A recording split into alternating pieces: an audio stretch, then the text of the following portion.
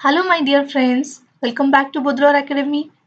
तो बच्चों, हम देख रहे थे chapter second of class 9, that is matter around us is pure. तो बच्चों, पार्ट 1 हमने इसका देख लिया है। तो उसमें हमने देखा था कि केमिकली मैटर को हम कैसे क्लासिफाई करते हैं, यानी मैटर को हम प्योर सब्सटेंस और इम्प्योर सब्सटेंस में डिवाइड करते हैं, और अगेन प्योर सब्सटेंस को हम एलिमेंट और कंपाउंड में डिवाइड करते हैं, और इम्प्योर को हम मिक्सचर कहते हैं नॉर्मली। तो पार्ट 1 में हमने उसका डिटेल देखा था, डिफरेंसेस देखे थे कंपाउंड और मिक्सचर में। और अगर आपने वो वीडियो नहीं देखा तो देख लीजिए, और अगर देख लिया है तो हम आगे बढ़ते हैं। अब हम स्टार्ट करेंगे हमारा पार्ट 2। तो बच्चों, आज की इस वीडियो में हम इम्प्योर सब्सटेंस यानी जिसे हम कहते हैं मिक्सचर, उसकी डिटेल में स्टडी करेंगे। तो इम्प्योर सब्सटेंस को हमने दो टाइप में क्लासिफाई किया था। So the first one is homogeneous mixture,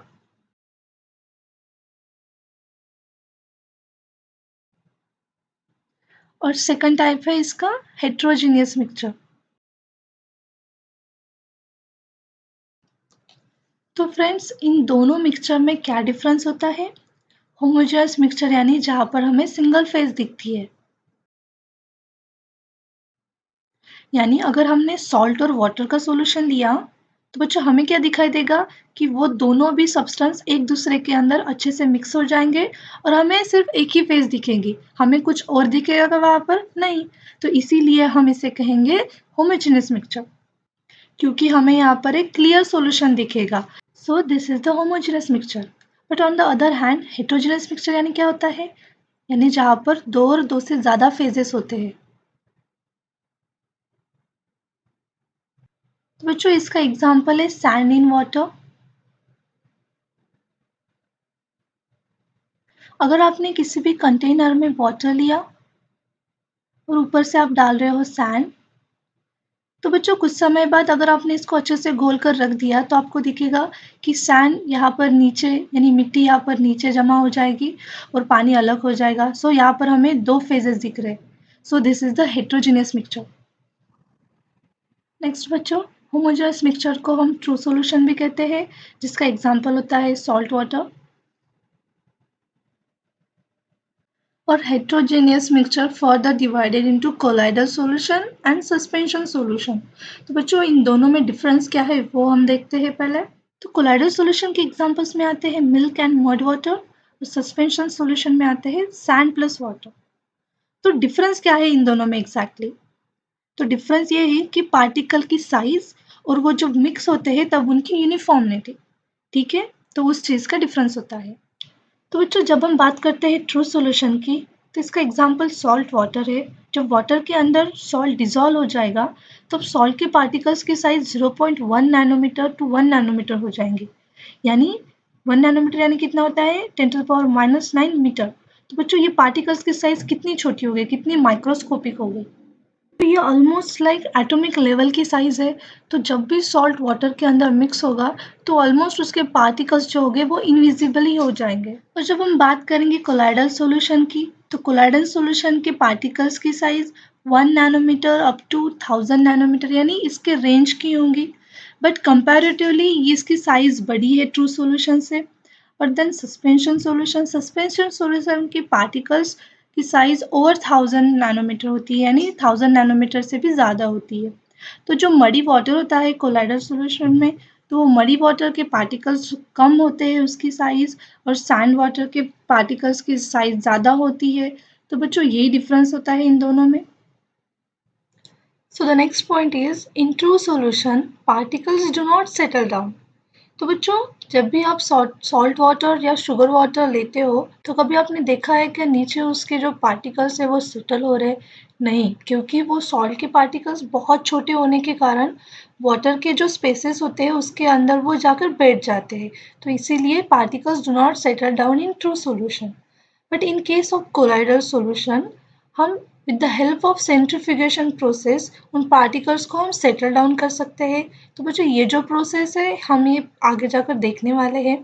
and in case of suspension of solution, तो बच्चों इस सॉल्यूशन में हमने देखा कि पार्टिकल्स की साइज ज़्यादा होने के कारण उस पर ग्रेविटी अप्लाई होती है। जो एक्सेलरेशन ड्यू टू ग्रेविटी होती है उसके कारण वो पार्टिकल्स नीचे सेटल डाउन होते हैं।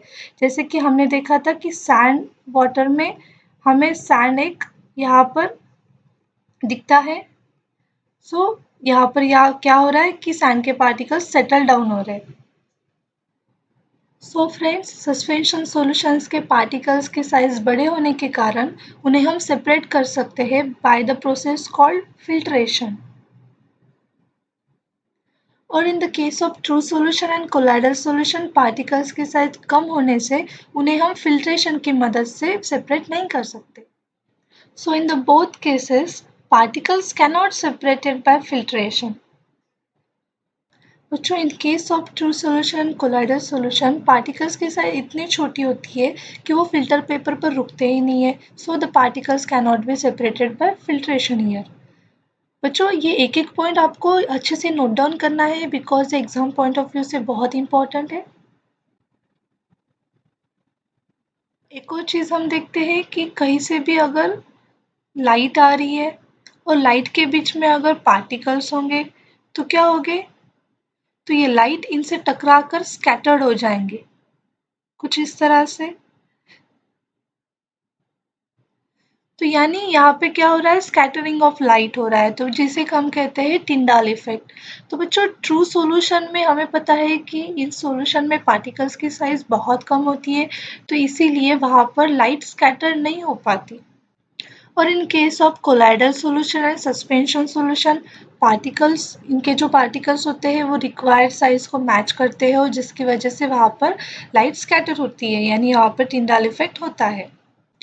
तो बच्चों इन सारे रीजंस की वजह से हम ट्रू सॉल्यूशन को कहते हैं होमोजेनियस मिक्सचर और colloidal solution and suspension solution को हम कहते हैं हेट्रोजेनियस मिक्सचर। वैसे तो कोलाइडल सॉल्यूशन दिखता है होमोजेनियस मिक्सचर के जैसा, बट उसमें दो और दो से ज़्यादा फेज होने के कारण हम उसे कहते हैं हेट्रोजेनियस मिक्सचर। तो ये होगा इन दोनों चीज़ों में डिफरेंस, होमोजेनियस और हेट्रोजेनियस में। बच्चों अब हम देख रहे हैं सस्पेंशन सॉल्यूशन और कोलाइडल सॉल्यूशन के डेफिनेशंस। अगर आपको एग्जाम में आए तो लिखना है। सस्पेंशन सॉल्यूशन यानी if the solid particles remain in a disperse state in a solution then such a solution is called suspension solution.